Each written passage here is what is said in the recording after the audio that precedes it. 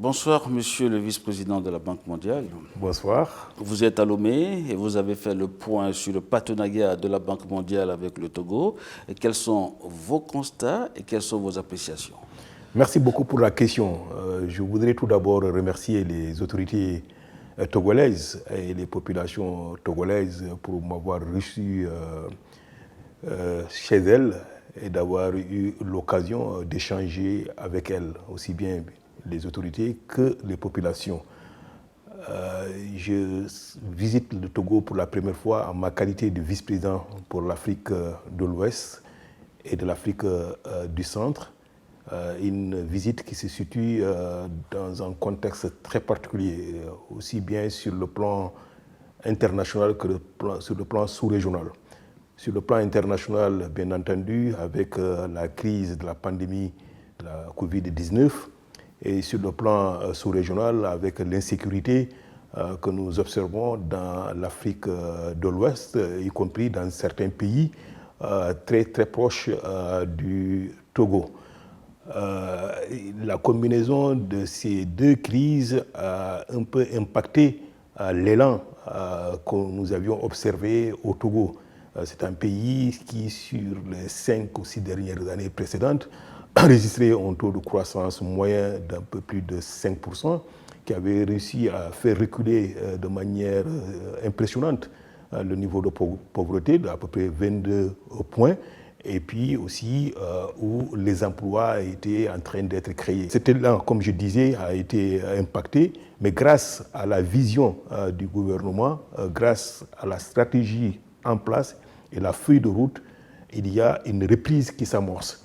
Au cours de ma discussion ou de mes discussions avec mes différents interlocuteurs, je note un début de mise en œuvre satisfaisante de cette stratégie post-crise, si je peux m'exprimer ainsi, bien que la crise reste encore présente. Le rôle de la Banque mondiale, c'est par conséquent de faire en sorte que la reprise économique au Togo soit forte, soit résiliente, soit inclusive, c'est-à-dire qu'elle se traduise non seulement par le retour d'une croissance forte, mais que ce soit une croissance qui crée des emplois et qui produise des résultats en termes de réduction de la pauvreté. Monsieur le vice-président, que pouvez-vous nous dire sur l'état actuel du partenariat entre la Banque mondiale et le Togo? Un partenariat très satisfaisant. Comme je disais tantôt, il y a une vision très claire du gouvernement. Il y a une feuille de route très précise. Nous accompagnons la mise en œuvre et de cette vision et de cette feuille de route. En termes de ressources allouées pour le Togo, nous avons un portefeuille d'un montant qui dépasse 700 millions de dollars. En termes de performance, l'exécution des différents projets qui constituent ce portefeuille est au-dessus largement de la moyenne que la Banque mondiale a définie pour les pays africains. Le Togo se situe à 56%, la moyenne est de 20%, donc 36 points au-dessus de la moyenne en Afrique. Le Togo est le deuxième pays dans l'Afrique, mais un portefeuille aussi très diversifié dans sa composition. Nous intervenons dans des secteurs de l'agriculture, de l'énergie, du développement du digital, du développement du capital humain, en particulier l'éducation, la santé et la protection sociale. Dans le domaine de l'environnement, nous sommes dans un contexte de crise lié au changement climatique. Et dans tous ces secteurs, il y a un dialogue très riche entre la Banque mondiale et le Togo. Et ce dialogue nous amène aussi à constater une appropriation très forte de ces programmes par le Togo. Et j'espère que les populations voient les résultats de ce projet. En tout cas, pendant ma visite, moi, j'ai pu constater et j'ai pu toucher avec mes propres doigts les résultats tangibles, qu'il s'agisse dans le domaine de l'énergie. Le Togo a un taux d'accès à l'électricité, par exemple, de 60%, ce qui est pratiquement le triple du taux d'accès à l'électricité dans la plupart des pays qui sont dans le voisinage du Togo. Ce n'est qu'un exemple que je donne. Oui, Monsieur le Président, le Togo, tout comme les autres pays africains, même du monde, a été touché également par le Covid-19. D'abord, comment la Banque mondiale a-t-elle vécu cette crise sanitaire et comment la Banque mondiale entend accompagner le Togo dans la gestion de cette crise et après la période de la crise sanitaire? Alors, s'il y a une crise qui a mobilisé toute la Banque mondiale, tant ses ressources humaines que pour ce qui concerne ses ressources financières, c'est bien cette crise-là. Depuis son avènement malheureux, nous avons essentiellement travaillé à des réponses pour faire en sorte que la crise recule et à terme soit éliminée. Nous avons produit une stratégie qui a un triple objectif. D'abord, la protection des vies des populations, la protection de leurs moyens de subsistance et la création des conditions pour une reprise post-Covid qui soit forte, qui soit rapide. En termes de mobilisation des ressources, très rapidement, nous avons mobilisé 120 milliards de dollars pour l'ensemble des pays du monde, dont plus de 50 milliards de dollars pour les pays en Afrique. Et bien entendu, avant l'avènement des vaccins, le premier programme que nous avons financé, c'est équiper les pays et donc les populations avec des moyens de protection individuelle pour que les populations puissent éviter les risques de contamination. Nous avons augmenté des ressources financières en faveur de tous les pays qui ont eu face à un espace fiscal réduit parce que les entreprises ne fonctionnaient plus. La capacité de l'État à lever des impôts s'est retrouvée suffisamment réduite. Donc, c'est des transferts budgétaires à travers des programmes d'appui budgétaire que nous avons mis en place pour les pays. Nous avons contribué à faire en sorte qu'avec le digital, les systèmes de santé et les systèmes, par exemple, éducatifs continuent à fonctionner parce qu'il était important que les élèves qui ne pouvaient plus aller en classe puissent trouver des moyens alternatifs à suivre les cours. Et très rapidement, à la faveur de l'arrivée des vaccins, nous avons mis à la disposition de chaque pays des ressources pour acquérir des vaccins à travers aussi des procédures simples afin que ces vaccins puissent arriver le plus tôt que possible.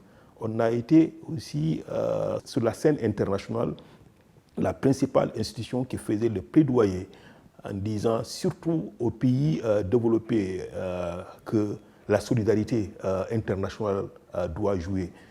Ceux qui ont des excédents de vaccins doivent les mettre à la disposition des pays. Et qu'il faut aussi qu'on crée les conditions en saisissant bien sûr l'aspect opportunité liée à toute crise, qu'on renforce le système de production des vaccins sur le continent africain, mais en même temps qu'on tire des leçons de cette crise en renforçant les systèmes de santé dans leur ensemble pour les rendre plus résilients, pour créer les conditions de la prévention des crises sanitaires. Et sur cela, sur tous ces points, le Togo a été un bénéficiaire également de toutes les interventions de la Banque mondiale.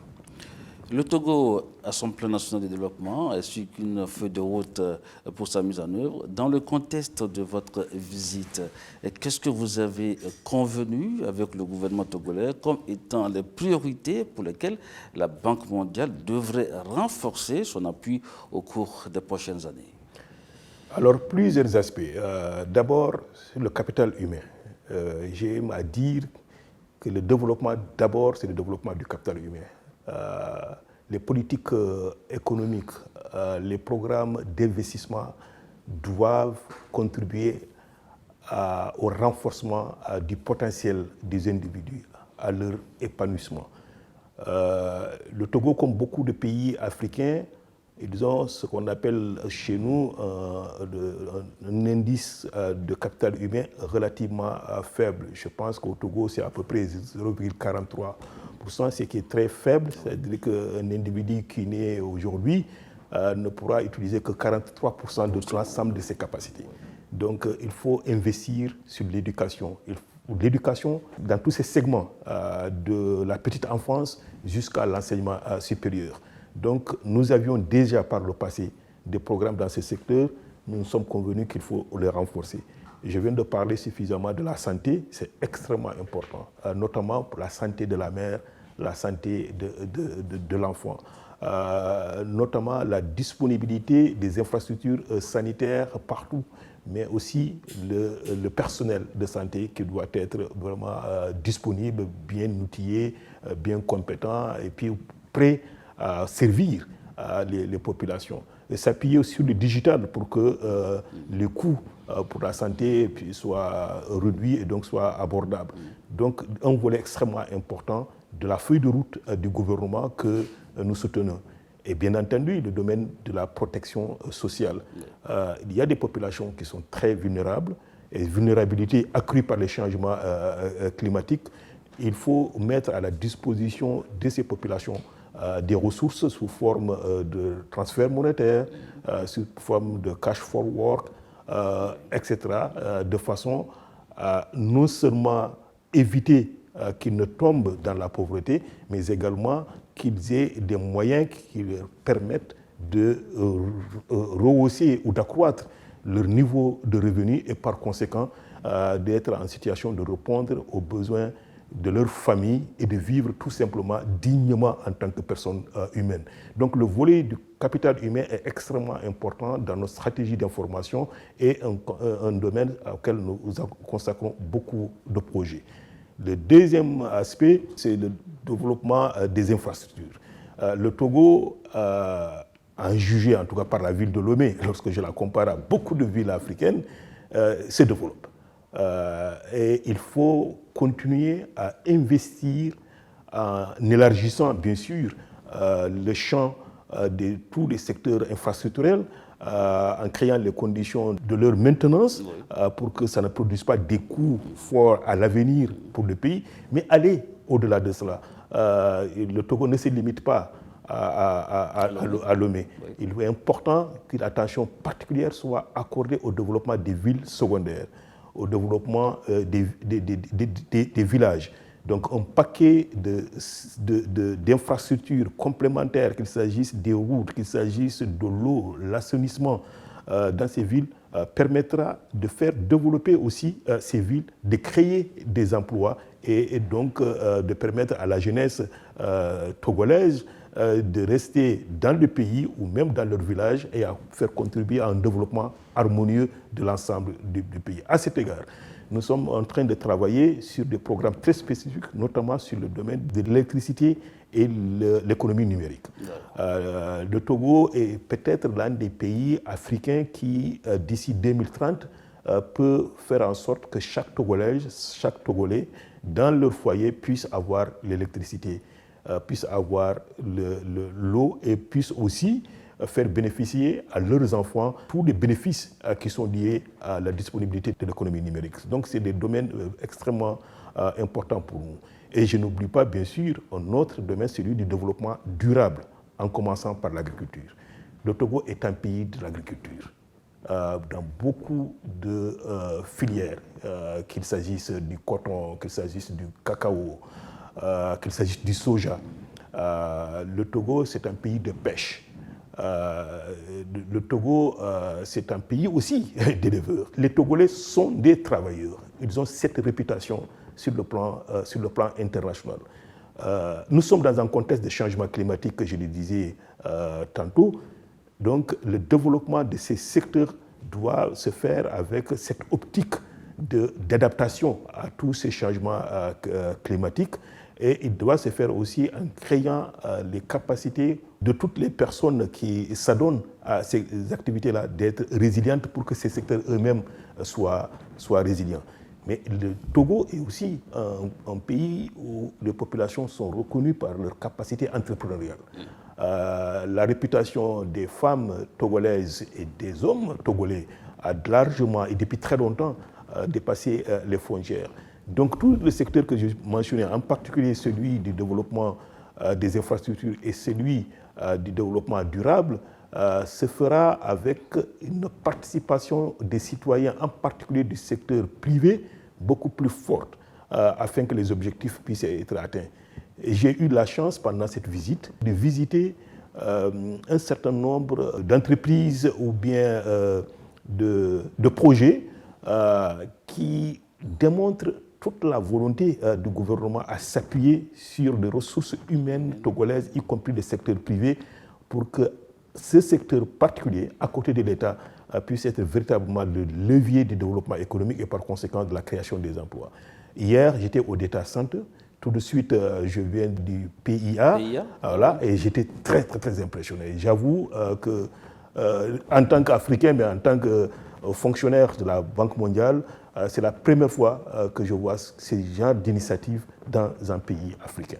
Et donc, je dis cela pour féliciter les Togolaises et les Togolais et féliciter le gouvernement parce que ce n'est pas ni la Banque mondiale ni tout autre partenaire qui sont derrière ces idées.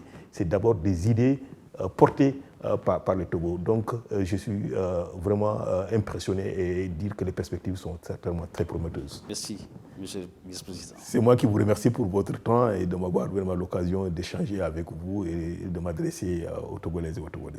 Merci beaucoup. Merci à vous.